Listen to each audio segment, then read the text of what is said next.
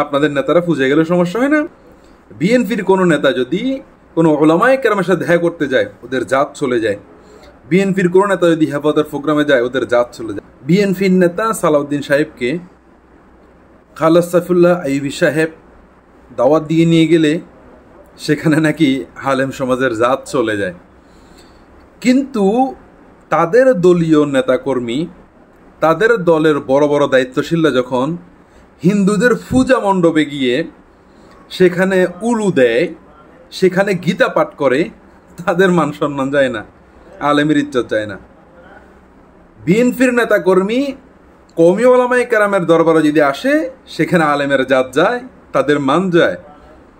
কিন্তু তারা দীর্ঘ 2001 সাল থেকে এই পর্যন্ত 24 পর্যন্ত ওদেরকে সার সার সার সার সার সার বলতে বলতে যে মুখের ফেনা ফেলে দিয়েছে, তা মান যায় নাই, জাত যায় নাই ওদের।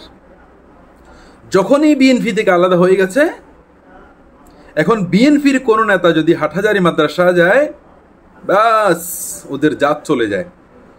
বিএনপির কোনো নেতা যদি কোনো ওলামায়ে কেরামের সাথে দেখা করতে যায়, ওদের জাত চলে যায়। বিএনপির কোনো নেতা যদি হেফাজতের প্রোগ্রামে যায়, ওদের জাত চলে যায়। আসলে বিষয়টা কি জানেন? বিষয়টা হলো যে আঙ্গুর ফল টক, একটা কথা আছে না, আঙ্গুর ফল টক। আঙ্গুর ফল যদি খাইতে না পারে তখন সেটা টক হয়ে যায়। হেফাজত ইসলামকে অনেকে ব্যবহার করতে চায়, হেফাজত ইসলামের প্রোগ্রামে আসতে চায়, কিন্তু যখন আসতে পারে না তখন আঙ্গুর ফল টক হয়ে যায়। আমাদের সমাজে আর একটা কথা বলে যে অন্যের জিনিস খাওয়া হারাম। একটা বিড়াল অনেকক্ষণ ঘুরেফেরা করতেছে, নিচে ঘুরতেছে ঘুরতেছে, উপরে আমাদের একটা বলে যেটাকে চিক্কা বা এরকম কিছু একটা বলে, অর্থাৎ উপরে কোনো জিনিসের মধ্যে মুরগির গোস্ত, মাছ, গরু গোস্ত দিয়ে রাখছে।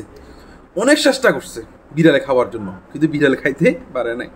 এখন বিড়ালে কি কয় জানেন? বিড়ালে কয় অন্যের জিনিস খাওয়া হারাম, কি দরকার, খাওয়ার দরকার নেই জায়গা। এতক্ষণ চেষ্টা করছে খাওয়ার জন্য, যখন খাইতে পারে নাই বলে এটা অপরের জিনিস, পরা জিনিস, এটা খাওয়া হারাম, এটা আমি খাবো না। এভাবে যারা আঙ্গুর ফল খাইতে পারে না তারা বলে আঙ্গুর ফল টক। বিষয়টা হলো যে ওনারা ওলামায়ে কেরামের কাছে আসতেছেন, ওলামায়ে কেরামের সংস্রবে এসে ওনারা দিন কিছু শিখবে, দিন কিছু বুঝবে, আলেমদের সাথে একটা সম্পর্ক হবে। কোন আলেমান আও মুতাআল্লিমান আও মুস্তামিআন আও মুহিব্বান, হ্যাঁ, এটা আপনাদের ভালো লাগে না? আলেমকে মোহাব্বত করবে, এটা আপনাদের ভালো লাগে না?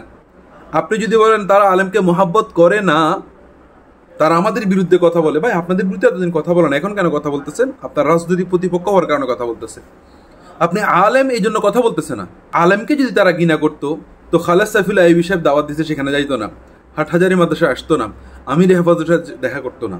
বরং একটা বিষয় বুঝবেন ভাই, সমালোচনা নয়, এই বিষয়গুলো যারা রাজনীতিবিদ আছে এদের সাথে আলেমদের একটা সম্পর্ক হওয়া চাই, দ্বীনের বৃহৎ স্বার্থে যেন এই বিষয়টা, এই সম্পর্কটা যেন কাজে আসে, এটা আমাদের বুঝতে হবে ভাই।